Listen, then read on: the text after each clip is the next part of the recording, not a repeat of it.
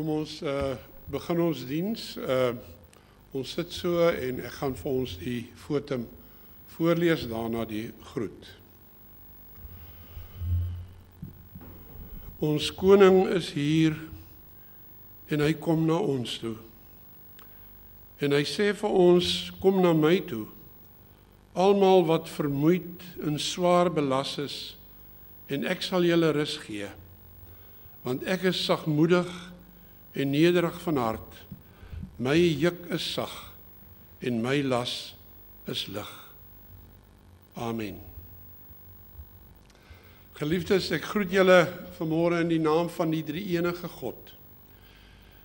In die naam van die Vader wat ons uit liefde en vir liefde gemaak het. In die naam van Jesus Christus ons Here, wat vir ons kom wys het dat die liefde sterk is en alles kan oorwin. En in die naam van God, die Heilige Gees, wat hierdie liefde van God, wat ons lewens kan verander, in ons harte kom uitstort het. Genade vir julle en vrede van hierdie God, Vader, Seun en Heilige Gees. Amen. Terwyl ons staan, kom ons doen saam hardop belydenis van ons geloof. Ek glo in God die Vader, die Almagtige, die Skepper van die hemel en die aarde, en in Jesus Christus, sy eniggebore Seun, ons Here, wat ontvang is van die Heilige Gees, gebore is uit die maagd Maria, wat gelei het onder Pontius Pilatus, gekruisig is, gesterf het en begrawe is, en ter helle neergedaal het, wat op die derde dag weer opgestaan het uit die dode, wat opgevaar het na die hemel, en sit aan die regterhand van God, die Almagtige Vader, van waar hy sal kom om te oordeel, die wat nog lewe en die wat reeds gesterf het. Ek glo in die Heilige Gees. Ek glo aan 'n heilige, algemene Christelike kerk, die gemeenskap van die heiliges, die vergifnis van sondes, die opstanding van die vlees en 'n ewige lewe. Amen.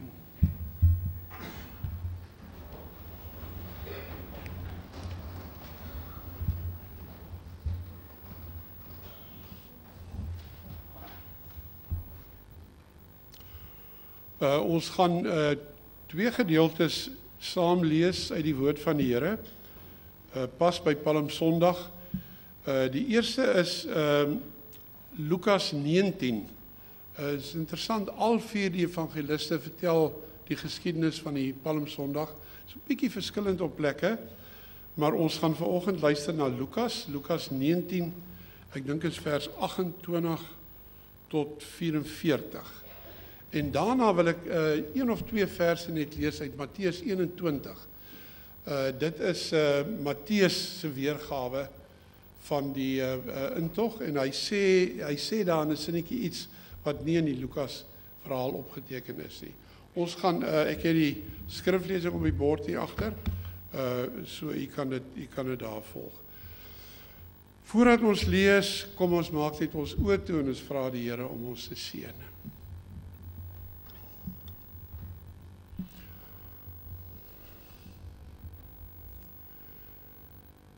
Here, ons wil kom dankie sê dat u ons vanoggend opgebring het na u huis toe. Dankie Here dat ons met verwagting kon kom, omdat ons glo dat u hier is, Vader, Seun en Heilige Gees, dat u ons hier wil ontmoet. Ons dankie vir die woord, Here, dat u ons nie net ontmoet nie, maar dat u ook 'n God is wat praat met ons. Praat oor goeie dinge, maar wat ook met ons praat oor dinge wat moeiliker is, dinge wat ons dalk sukkel om gedoen te kry. En vir ons raad daaroor wil gee. Ons gebed is, Here, dat U dit weer vanoggend sal doen vir elkeen van ons. Wil U deur die Heilige Gees ons verstand verlig, die woord vir ons oopmaak, en wil U deur dieselfde Gees hierdie woord van U wat ons wil verlos en bevry en help, dit 'n ingang gee in ons hart en lewe. Ons vra dit in Jesus se naam. Amen.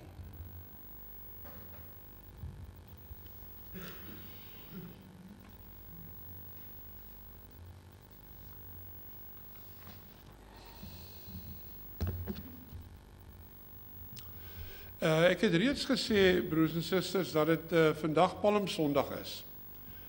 En saam met kerke die wêreld oor gaan ons kyk vanmôre na die verhaal van die intog van Jesus in Jerusalem. Hierdie is 'n groot Sondag in die kerk se kalender. Vir ander kerke nog meer so as vir ons. Daar's allerlei gebruike wat gevolg word op Palmsondag. Palms kan julle dink wat gewyf word, wat op die grond gegooi word. Prosessies wat gehou word, optogte, palms wat in kruise gevleg word. En allerhande eetgoedjies wat mense kan geniet. Ek wil nou sê die eetgoedjies het ons daarom na die diens hier in die saal langs aan julle is welkom daar. Maar kom ons lees die gedeelte. Dan hoor ons. Kyk, kan ek nou al sê julle sal agterkom daar gebeur meer goed. Dis in die middel is hierdie wonderlike optog, maar rondom dit is daar 'n paar ander goed wat ook gebeur. Kom ons luister daarna.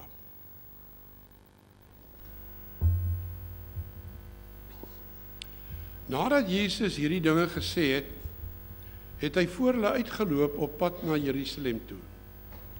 Toe hy naby Betfage en Betanië kom teen die Olyfberg, stuur hy 2 van sy disippels vooruit met die opdrag: gaan na die dorpie toe daar reg voor julle. Net soos julle inkom, sal julle daar 'n jong donkie kry wat vasgemaak staan. Geen mens het nog ooit op hom gery nie. Maak hom los en bring hom hier. En as iemand vir julle vra, waarom maak julle hom los? Moet julle net antwoord, die Here het hom nodig. Die 2 wat gestuur is, gaan toe en kry alles soos hy vir hulle gesê het. Terwyl hulle die donkie losmaak, vra sy eienaars vir hulle: waarom maak julle die donkie los? En hulle antwoord soos Jesus gesê het: die Here het hom nodig. Toe bring hulle die donkie na Jesus toe. Daarna gooi hulle van hulle klere op sy rug en help Jesus opklim. Terwyl hy aanry, het hulle van die klere op die pad voor die donkie gegooi. Toe hy naby die stad kom, teen die afdraand van die Olyfberg, het die hele skare juigelende volgelinge God uit volle bors begin prys oor al die wonderwerke wat hulle gesien het. Hulle het gesing: loof die koning, hy wat in die naam van die Here kom, vrede in die hemel en eer aan God in die hoogste hemel. 'n Paar fariseërs, hier is nou volgende stukkie. 'n Paar fariseërs uit die skare sê toe vir Jesus: meneer, maak stil u volgelinge. Maar hy antwoord: ek sê vir julle, as hulle stil bly, sal die klippe uitroep. Toe hy nog nader kom en die stad voor hom sien, hierdie is 'n snaakse wending aan die einde van die verhaal. Toe hy nog nader kom en die stad voor hom sien, het hy daaroor gehuil en gesê, nou moet jy mooi luister, hierdie is belangrik, kom hierna toe terug aan die einde van die preek. As jy vandag tog wou insien wat vir jou vrede nodig is, maar nou is jy blind daarvoor. Daar sal daar oor jou kom dat jou vyande vestings teen jou oprig en jou omsingel en jou van alle kante beleer. Dit het so 10, 20 jaar later gebeur. Hulle sal jou met die grond gelyk maak en jou inwoners uitwis. Verskriklik hierdie. Hulle sal in jou nie een klip op die ander laat bly nie, omdat jy die betekenis van die tyd toe God gekom het om jou te red, nie besef het nie. Ons lees nou daar, kom ons kyk ook gou na Matteus 21, vertel Matteus hierdie selfe verhaal, en dan gebruik hy 2 woordjies om wat Jesus hier gedoen het te beskryf.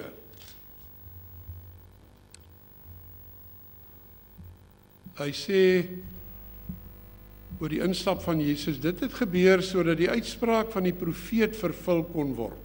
Dan haal hy Sagaria 9 vers 9 aan, wat sê vir Sion, kyk jou koning kom na jou toe. Ek het nou die ou vertaling hier praat van nederig, maar die nuwe vertaling sê, jou koning wat sagmoedig en nederig is, en ry op 'n donkie.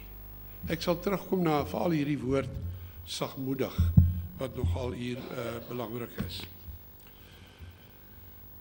Jesus se intog in Jerusalem, vriende, was 'n groot gebeurtenis, wat hoor ons hier met baie opwinding en drama en emosie gepaard gegaan het.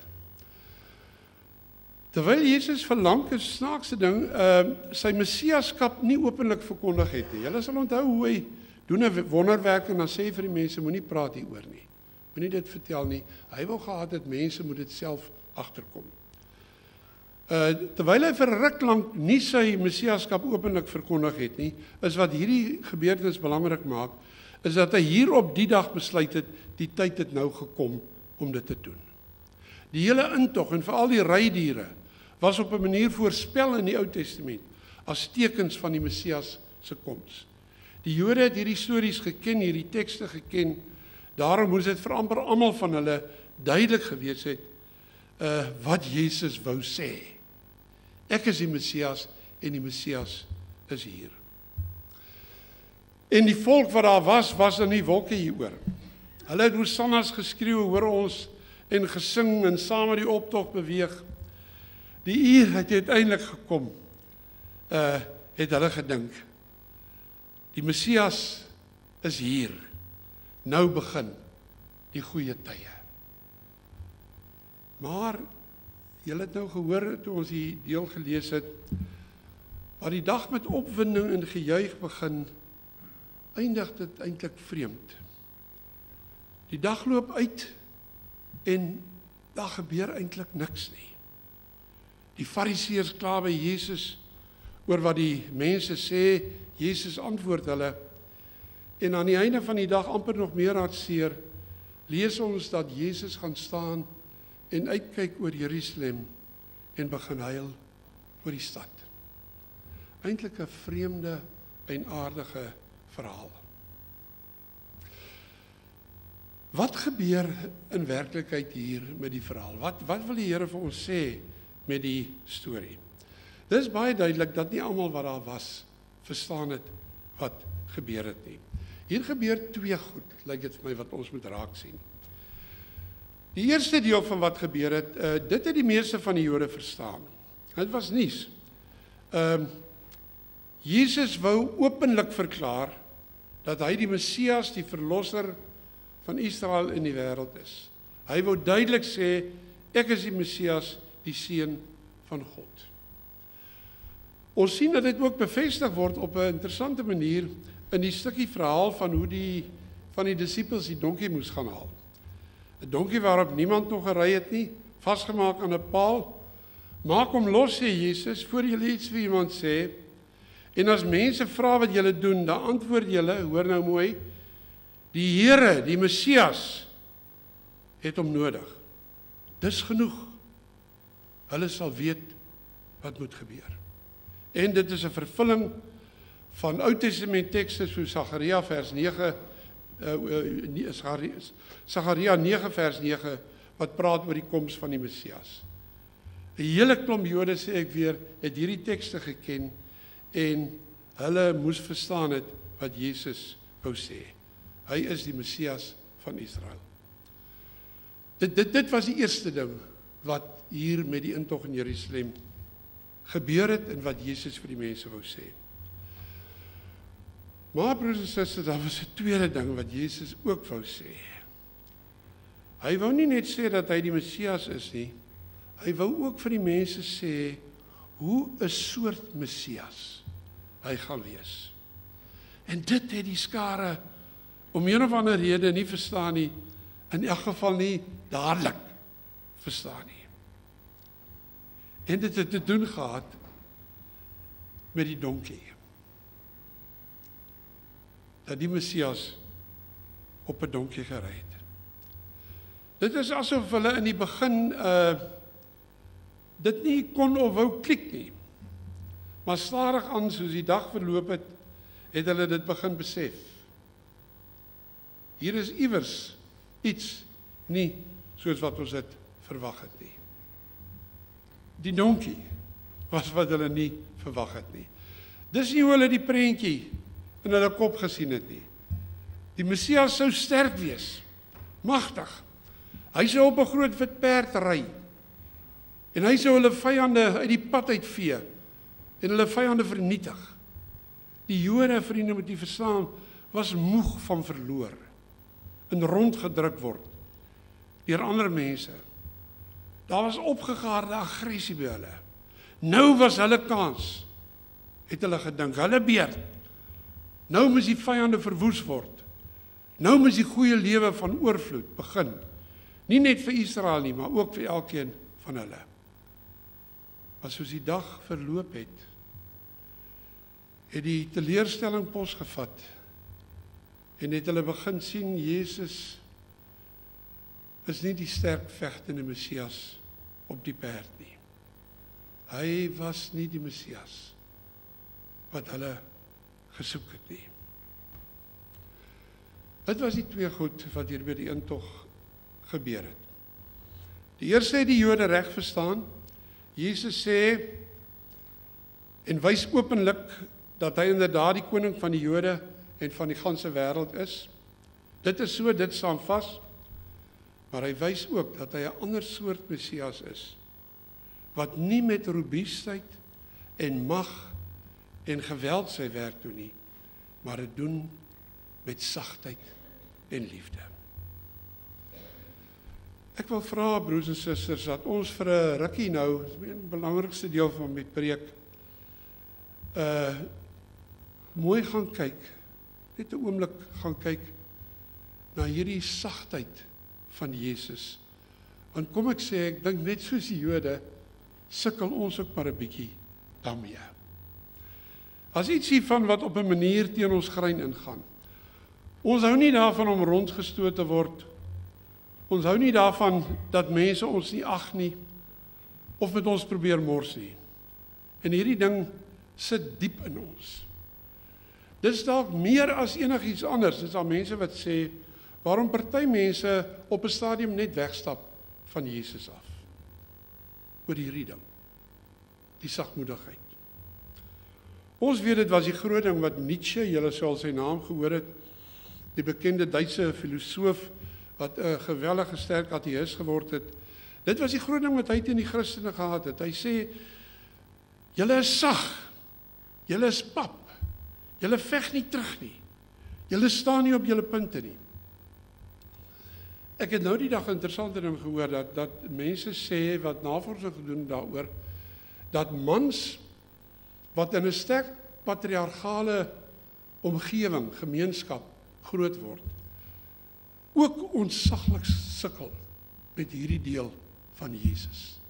Want hulle word groot gemaak, 'n man is sterk, 'n man moet nie bang wees nie, 'n man staan nie terug nie, 'n man staan sy man. Hulle sukkel ontsaglik met hierdie Jesus wat sag en sagmoedig is.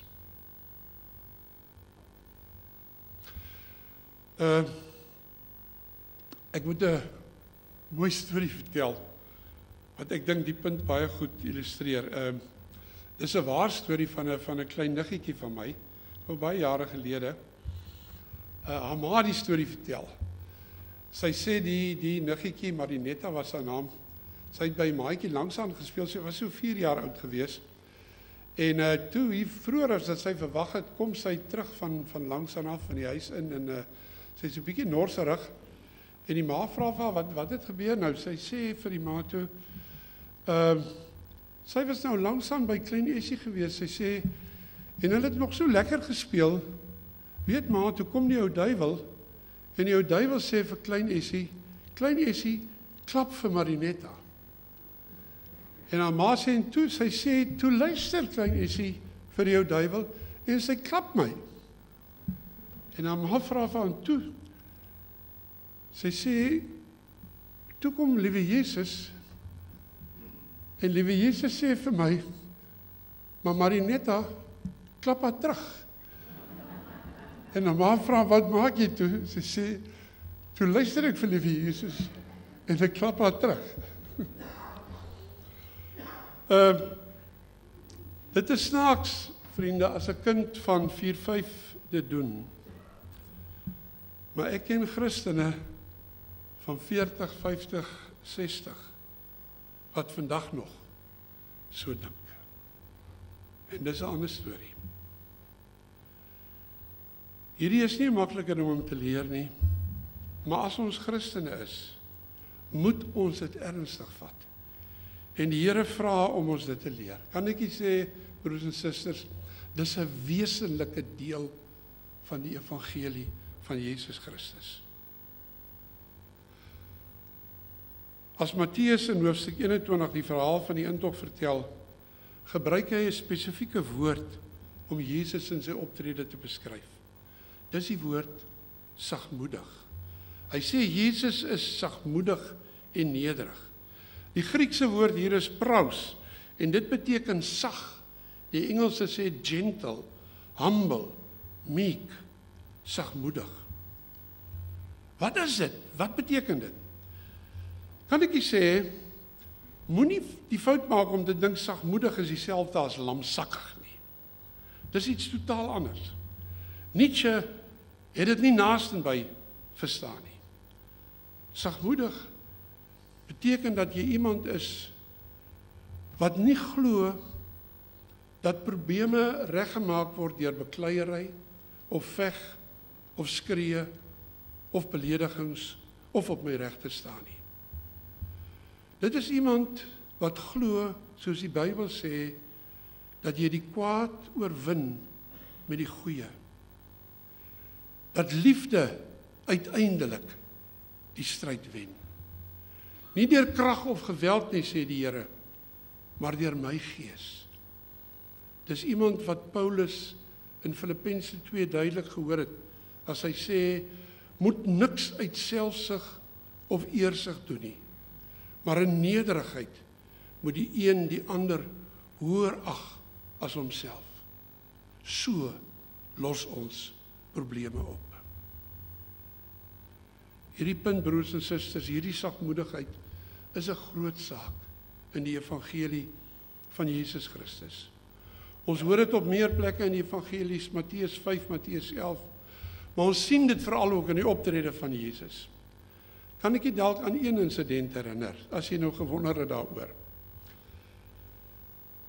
'n dag of 3 later, as hierdie toneel van die intog, as die soldate kom om Jesus te arresteer. Julle sal onthou, lees ons dat Petrus aanstoot neem en dat hy reg is vir die geveg. Ons lees dat hy sy swaard uittrek en vorentoe kom en een van die soldate se oor afkap. Laat nie met my mors nie. Wat doen Jesus? Hy sê niks nie, maar hy buig, tel die oor op en sit dit weer aan. Ek dink hy sou dalk vir Petrus gekyk het. Reeds hier, nog voor die haan gekraai het, was dit duidelik dat selfs die disippels Jesus en sy sagmoedigheid nog nie verstaan het nie. Ek wil klaarmaak met hierdie laaste deel van die gedeelte. Hoe ernstig Jesus hieroor was, broers en susters. Hoe sleg dit vir hom was dat die skare sy eie mense hierdie punt nie verstaan het nie. Hoor ons in vers 42 en verder, as gesê word dat Jesus aan die einde van die dag na Jerusalem kyk en begin ween oor die stad. En vir die mense sê, as julle op hierdie dag tog maar die dinge wou besef wat vir jou vrede kan bring. Jesus probeer vir die mense sê, julle moet my verstaan, ek probeer nie julle lewe ingewikkelder maak nie. Ek wil nie veel eisender dinge vir julle vra nie. Ek sê goed vir julle, omdat ek julle wil help. Krag en geweld en op jou punt te staan, werk nie so goed as wat jy dink nie. Oor julle my nie glo en my nie hoor nie, sê ek vir julle, hier kom moeilikheid vir julle. Julle keuses gaan julle inhaal. Julle gaan kry wat julle in julle slimmigheid self gesoek het. En dan erg, luister na hierdie laaste 2 verse, waar Jesus sê, want daar sal daar vir jou aanbreek, wanneer jou vyande skanse teen jou oprig, jou omsingel en jou van alle kante af beleer. Hulle sal jou en jou kinders met die grond gelyk maak. Erg. Hulle sal nie een klip op die ander laat staan nie, omdat jy nie hierdie beslissende tyd toe God jou besoek, erken het nie. Die interessante ding, hoor hier, die Here sê nie omdat jy hierdie goed gedoen het, gaan ek jou straf. Ek gaan Jerusalem gelyk maak met die grond nie. Dis nie die Here wat dit gaan doen nie. Selfs as hy oordeel, wil hy ons help. Dis die vyande, mense, wat dit gaan doen. God se oordeel is dikwels, broers en susters, dat hy ons oorgee aan die keuses wat ons self gemaak het. Ek wil sluit, as jy hier sit vanmôre en nog wonder hieroor, of sagmoedigheid, sagtheid, om die wraak vir die Here te los, of dit regtig kan werk, dan wil ek jy nooi om Goeie Vrydag weer kerk toe te kom. Op Goeie Vrydag gaan ons hoor en sien hoe die magte van die Jode en die Romeine teen Jesus gedraai het, hom bespot het, hom verneder het, hom gepynig het, en hoe hy hom nie een oomblik teëgesit het nie, maar die pad van vernedering en die dood geloop het. Ons gaan dit hoor, maar ons gaan nog iets hoor. Ons gaan hoor as Jesus sterf, sy laaste asem uitblaas, en sy vyande en Satan dink, nou het ons hom vergoed verslaan, op sy plek gesit. Dis verby met Jesus van Nazareth. Op daai oomblik, wanneer Jesus sterf, red hy die ganse wêreld. Verloor hy nie, maar wen hy en red hy vir u en vir my. Mag die Here ons help om beter keuses te maak as die Jode. Amen.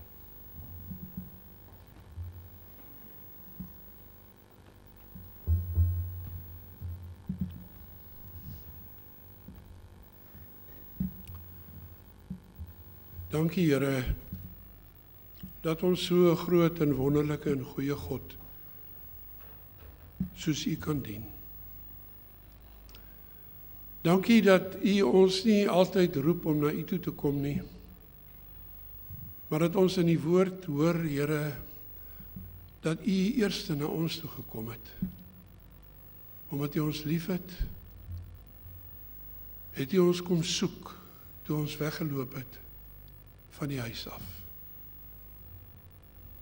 Dankie dat U 'n goeie God is. Dankie, Here Jesus, dat U ons Messias is, wat ons lewens kan red, kan verander. Wat ons wil maak soos U is. En nou, Here, moet ons kom bely dat van die goed wat U van ons vra, nie vir ons maklik is nie. En daarom wil ons kom vra, Here, dat U vir ons sal help. As U ons nie verander nie, Here, ons sal onsself nie kan verander nie. Maak ons oë oop vir ons domheid. Dat ons kan dink en glo, ons kan die wêreld reg raas en skree en slaan. Help ons, Here, om U liefde te sien, wat alle verstand te bowe gaan.